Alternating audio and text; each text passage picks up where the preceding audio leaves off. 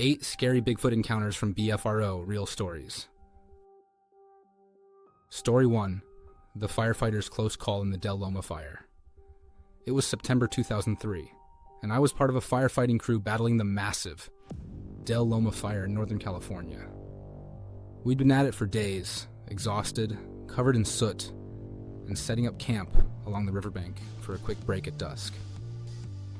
The sun was just dipping below the horizon, casting long shadows through the trees, but there was still enough light to see colors and details clearly. I was sitting by the fire, sipping water, when I noticed something moving down the riverbank, about 25 yards away. At first, I thought it was a bear, or maybe one of our guys wandering off, but then it stepped into view. It was huge, easily 7 feet tall, covered in shaggy brown fur, about 5 to 6 inches long.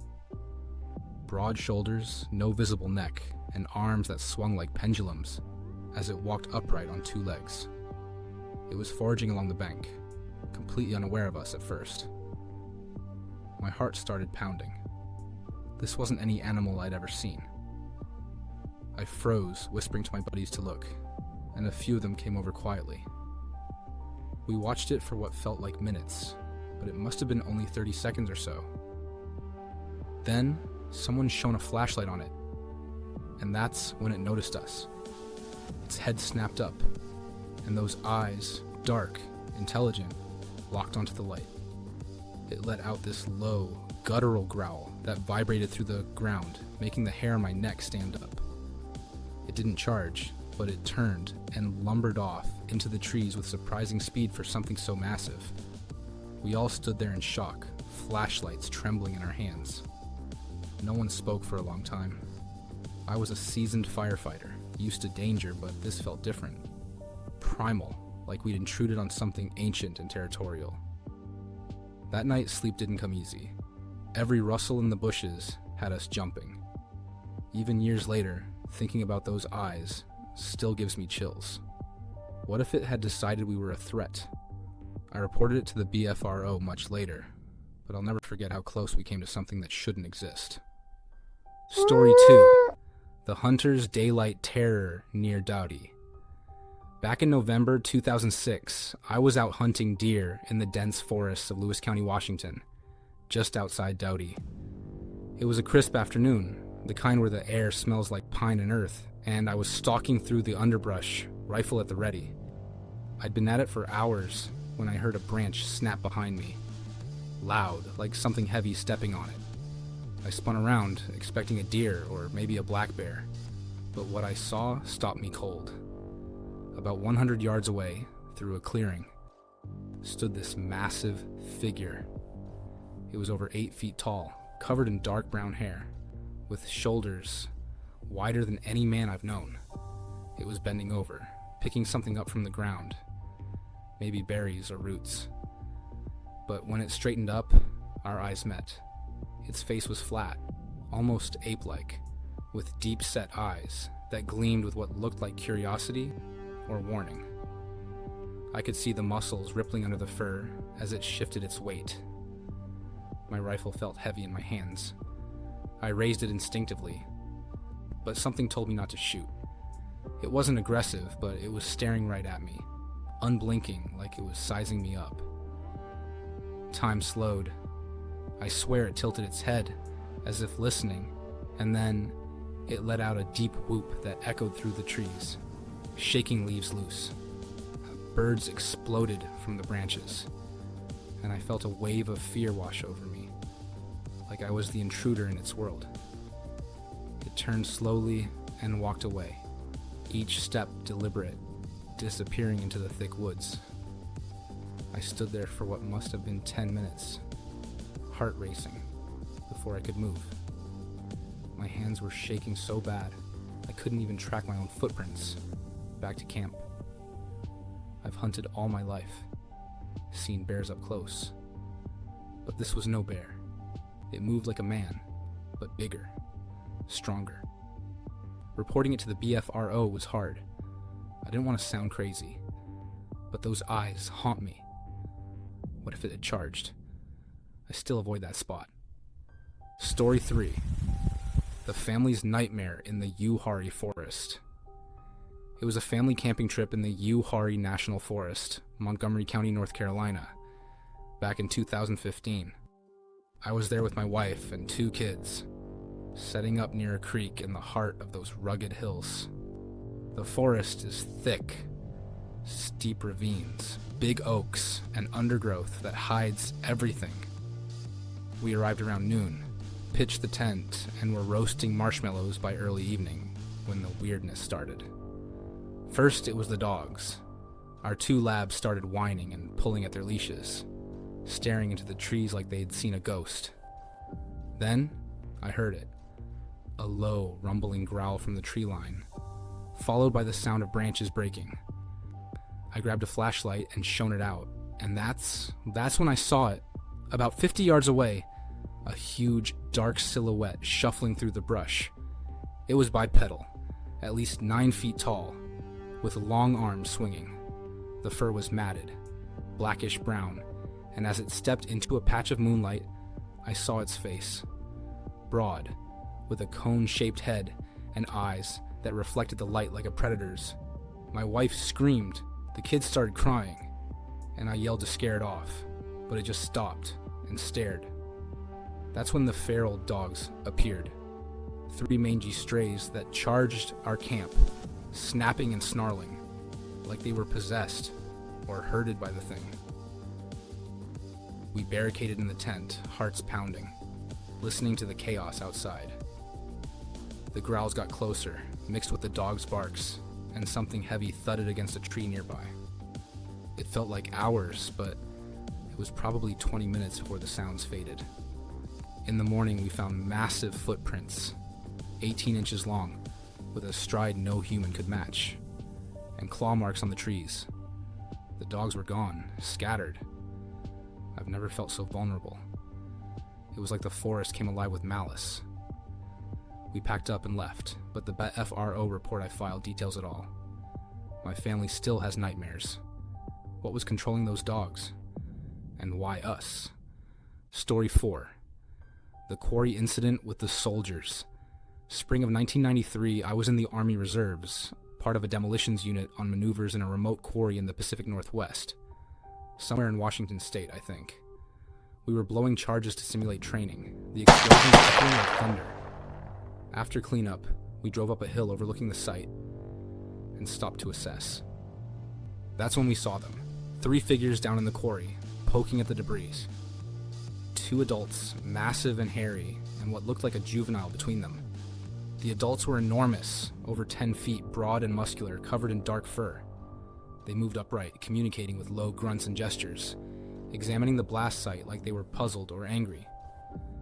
The little one clung to one of them, peeking out. We all saw it from the vehicles. A dozen guys at least, binoculars out, whispering in shock. One soldier said, "That's no bear." And he was right. It walked like a man, but bigger with arms too long. They noticed us eventually, heads turning in unison, and let out these deep whoops that made the ground vibrate. We froze. If they'd charged up the hill, we were sitting ducks. They didn't. They gathered the juvenile and vanished into the woods, silent as ghosts. We reported it up the chain, but it got hushed, probably too weird for official logs. I told the BFRO years later because it still terrifies me. Military training, and we felt helpless. What were they doing there? Inspecting our work like we invaded their home? The whoops echo in my dreams. Story 5. The Bow Hunter's Hog. Hunt horror in Arkansas. I was bow hunting feral hogs in the Ouachita National Forest, Arkansas, a few years back, let's say 2018. Deep in the woods, armed with my bow, tracking a sounder of hogs I'd heard rooting around. It was midday, sun filtering through the canopy, when I crested a ridge and saw the carnage. The hogs were dead, torn apart, not shot or trapped, but ripped limb from limb, like something savaged them. Then I heard it, heavy breathing behind me. I turned, and there it was. 8 feet of pure muscle, reddish-brown fur. standing on the ridge above. Its eyes locked on mine, fangs bared in a snarl, blood dripping from its mouth. It had just finished the kill, and now it was staring me down, chest heaving. I knocked an arrow, but my hands shook. It charged a few steps, whooping loudly, before veering off into the brush, the speed blinding. I ran, heart exploding, crashing through the woods until I hit my truck miles away. Tracks everywhere, 16-inch prints with dermal ridges leading from the kill site. I was a seasoned hunter, but this thing was a predator, intelligent and brutal. Reporting to BFRO helped, but the fear lingers. What if I'd been closer? It wasn't hunting hogs that day. It was marking territory, and I was in the way. Story 6, The Hiker's Peaking Horror in Honobia. During a BFRO scouting trip near Honobia, Oklahoma, in 2008, I was biking through the Kiamichi Mountains with a fellow investigator. Afternoon light, dense hardwoods when we spotted it. A juvenile Bigfoot, less than 6 feet, but broad-shouldered with spiky reddish hair. It was peeking from behind a rock outcrop, face rounded and flat, eyes wide with curiosity.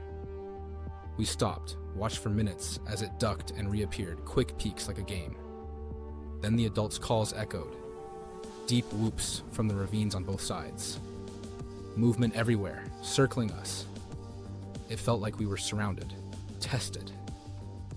The juvenile stared longest, almost human-like intelligence in its gaze. We backed off slowly, but the whoops followed, chilling. No aggression, but the encirclement terrified me. BFRO logged it as Class A. I've investigated for years, but that feeling of being watched, hunted, unforgettable. What if the adults had closed in? Story 7, The Motorist's Roadside. Nightmare near Bendon. Driving home near Bendon, Michigan, one foggy evening in the 90s, my daughter and I were on a rural road when she screamed, "Mom, look!" There, by the roadside, was a massive creature, 7 feet tall, dark fur, crossing the road in the headlights. It turned, eyes glowing red, and let out a scream that pierced the fog like a siren. We slammed the brakes. It was so close, I could smell the musky odor. Lumbered across, glancing back with what seemed like malice, then vanished into the woods. The car shook from the scream's volume. We sat there trembling, before driving off. Feral dogs howled in response, adding to the horror. Years later, BFRO confirmed similar reports. As a mom, the fear for my daughter was overwhelming. What if it had approached the car? The wilderness feels alive with threats now. Story 8, The Camper's Tent Drag in the Klamath River area, camping along the Klamath River in Northern California. In the 2010s, I was in my tent at night when something grabbed the fabric and yanked hard. I screamed, flashlight out, and saw the hand, huge, clawed, pulling the tent toward the river. Through the mesh, I glimpsed it, 9 feet tall, black fur, snarling face, inches away. It ripped at the zipper, growls turning to roars. I kicked out, grabbed my knife, and it released, but the whoop started. Multiple voices in the woods. I bolted to my car, driving away as rocks pelted it. In the morning, massive prints and torn tent. BFRO investigated. It was real. The strength, the intent to drag me off. Pure terror. I still camp, but never alone. What did it want with me that night? And there you have it. 8 heart-pounding Bigfoot encounters from the BFRO archives. These stories remind us of the wilderness holds mysteries we may never understand. If you've had your own creepy experience, share it below, and don't forget to like, subscribe, and hit that bell for more chilling tales. Stay curious and watch the shadows.